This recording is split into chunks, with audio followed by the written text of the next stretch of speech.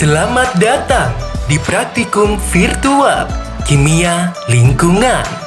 Virtual kali ini membahas tentang standarisasi larutan, padatan tersuspensi, padatan terlarut, padatan total, alkalinitas, klor aktif, chemical oxygen demand, serta mata acara tentang oksigen terlarut dan kebutuhan oksigen biologis. Setiap mata acara akan dijelaskan tentang deskripsi praktikum, alat dan bahan, serta prosedur percobaan yang dilakukan. Dan sekarang, yuk kita lihat pembahasan setiap mata acara.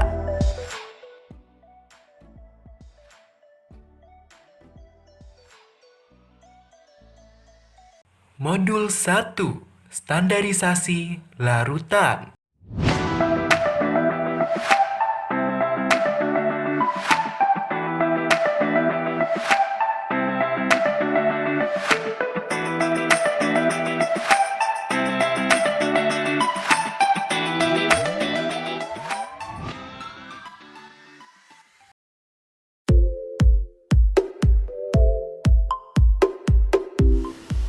Assalamualaikum warahmatullahi wabarakatuh. Perkenalkan, saya Profesor Pradila. Jadi hari ini saya akan menjelaskan mengenai standarisasi larutan yang ada di modul 1.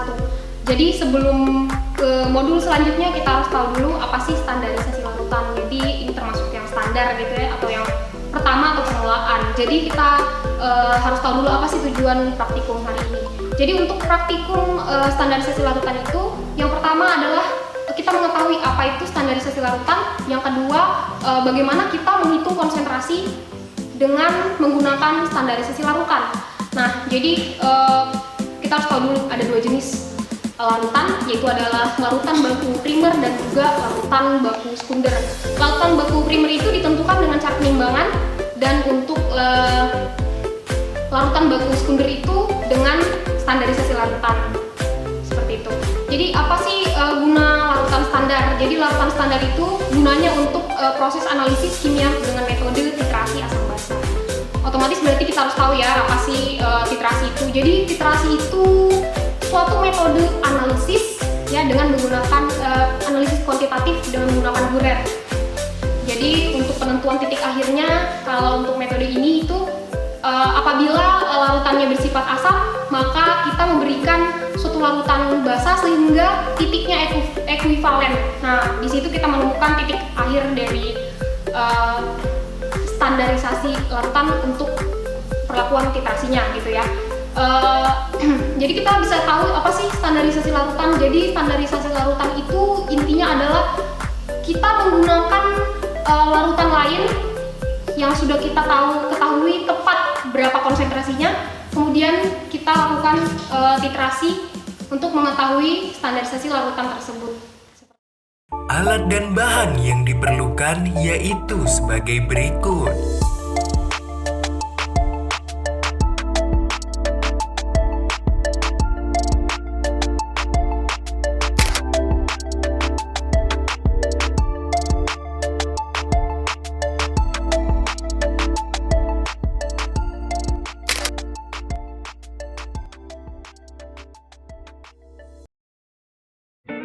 Cara kerja yang dilakukan dimulai dari pembuatan larutan standar H2C2O4 0,1 molar.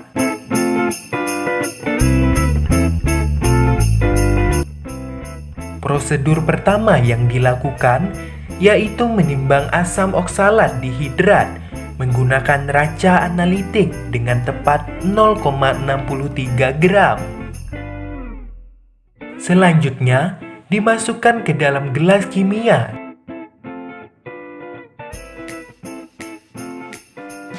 dan dilarutkan dengan 20 ml Aquades.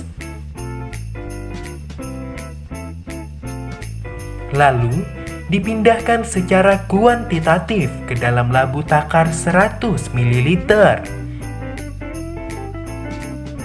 Dan yang terakhir, diencerkan dengan Aquades hingga tanda batas dan dihomogenkan hingga merata.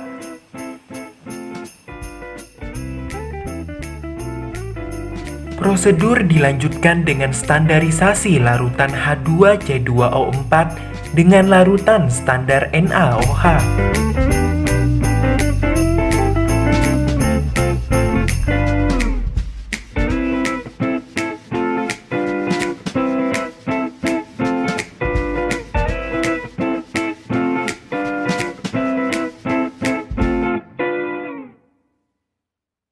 Prosedur pertama yaitu dengan mempipet larutan H2C2O4 dan dimasukkan ke dalam labu Erlenmeyer 250 ml. Lalu ditambahkan dengan 3 tetes indikator PP dan dihomogenkan hingga merata.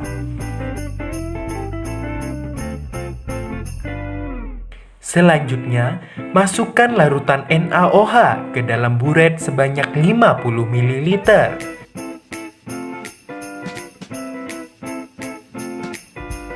Lalu, dilakukan titrasi dengan larutan H2C2O4 yang sudah diteteskan indikator PP sampai berubah berwarna merah muda. Dan dihitung konsentrasi larutan NaOH.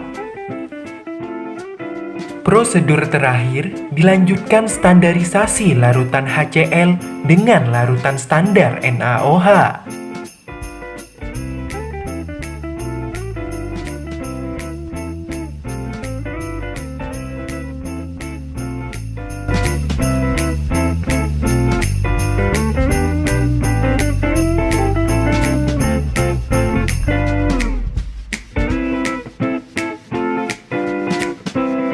Prosedur pertama yaitu dengan mempipet larutan HCl dan dimasukkan ke dalam labu Erlenmeyer 250 ml.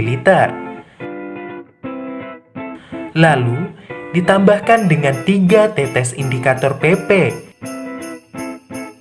dan dihomogenkan hingga merata. Selanjutnya, dimasukkan larutan NaOH ke dalam buret sebanyak 50 ml. Lalu, dilakukan titrasi dengan larutan HCl yang sudah diteteskan indikator PP sampai berubah berwarna merah muda. Dan dihitung konsentrasi larutan NaOH. Modul 2, padatan tersuspensi, padatan terlarut, dan padatan total.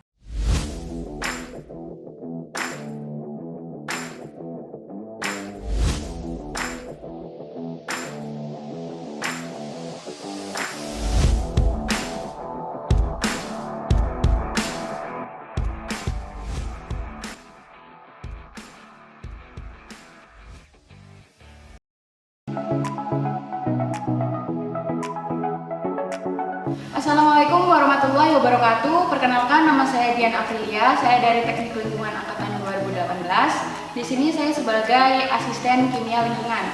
Jadi saya akan menjelaskan tentang modul 2, yaitu penentuan TSS, TDS, dan TS. Jadi langsung saja, untuk praktikum TSS, TDS, dan TS ini dilakukan agar mahasiswa dapat memahami secara nyata pengukuran kadar TSS, TDS, dan TS di laboratorium. Untuk pengukuran ini dilakukan dengan metode gravimetri. Gravimetri sendiri merupakan proses analisis kimia kuantitatif berdasarkan kepada proses pemisahan dan penimbangan suatu unsur atau senyawa dalam bentuk semurni mungkin. Untuk padatan total atau TS adalah residu yang tersisa setelah penguapan contoh dan dilanjutkan dengan pengeringan pada suhu tertentu secara merata.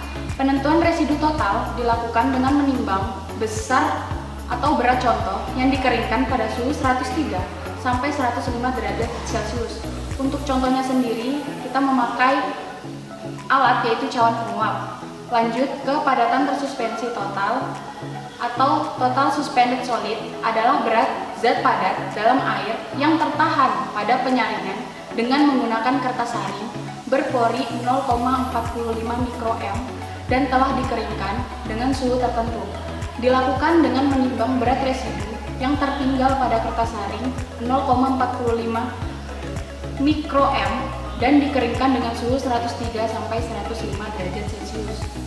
Lalu ada total dissolved solid atau TDS, yaitu padatan terlarut adalah zat padat yang dapat lolos melalui saringan yang berpori 0,45 mikroM dan dikeringkan pada suhu tertentu. Dilakukan dengan menimbang berat residu yang lolos pada kertas saring 0,45 mikroM dan dikeringkan pada suhu 103 sampai 105 derajat Celcius. Untuk padatan total, padatan bersuspensi total, dan total dissolved solid atau padatan terlarut itu diukur dalam satuan ppm. Alat dan bahan yang diperlukan yaitu sebagai berikut.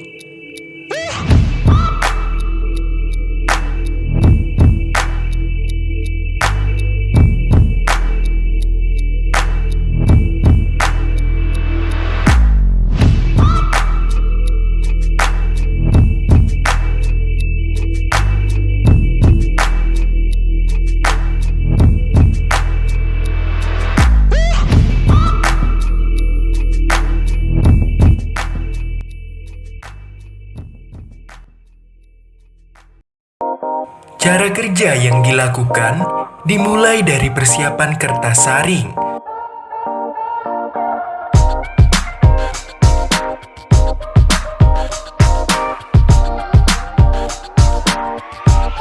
Prosedur pertama yaitu dengan memasukkan kertas filtrasi ke dalam cawan Petri. Lalu dibasahi dengan Aquades.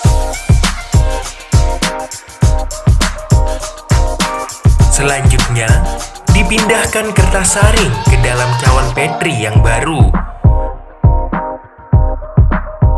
Dikeringkan ke dalam oven dengan suhu 103 hingga 105 derajat Celcius yang ditunggu hingga 1 jam. Setelah itu, didinginkan ke dalam desikator dan ditunggu kembali selama 10 menit.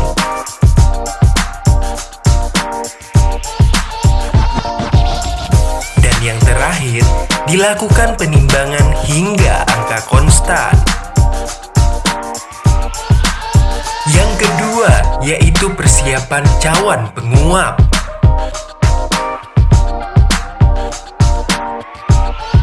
Prosedur pertama, yaitu dengan mencuci cawan penguap hingga bersih menggunakan Aquades.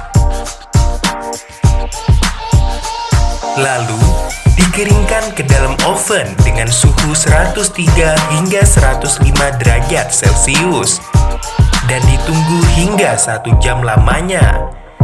Setelah itu, cara kerja dilanjutkan dengan mendinginkan ke dalam desikator dan ditunggu kembali selama 10 menit. Dan yang terakhir, akan ditimbang hingga angka konstan.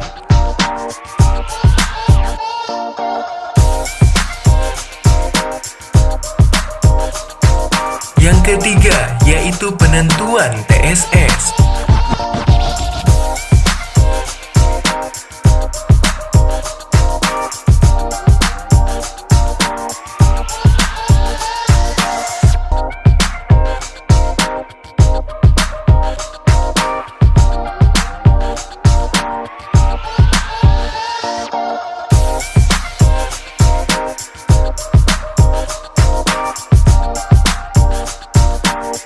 Prosedur pertama yaitu dengan meletakkan kertas saring di atas pompa vakum. Lalu, dibasahi bagian permukaan kertas saring dengan Aquades.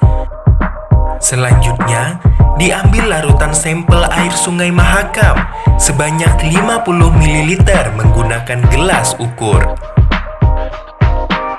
Setelah itu, dinyalakan alat pompa vakum.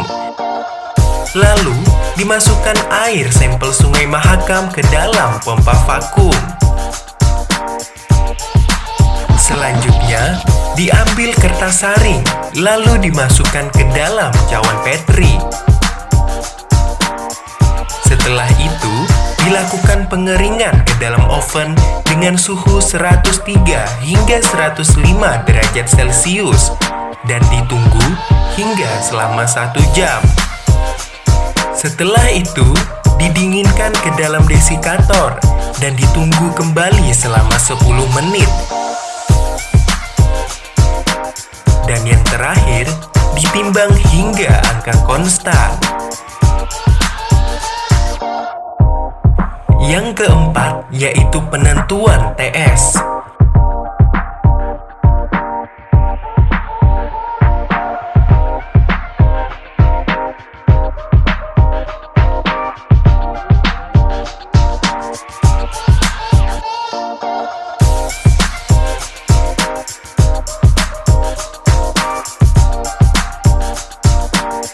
Prosedur pertama, diambil air sampel sebanyak 50 ml dengan menggunakan pipet ukur dan dimasukkan ke dalam cawan penguap. Dan selanjutnya dikeringkan ke dalam oven dengan suhu 103 hingga 105 derajat Celcius. Selanjutnya, ditunggu hingga selama 1 jam. Setelah itu, dilakukan pendinginan ke dalam desikator dan ditunggu kembali selama 10 menit. Dan terakhir, dilakukan penimbangan hingga angka konstan.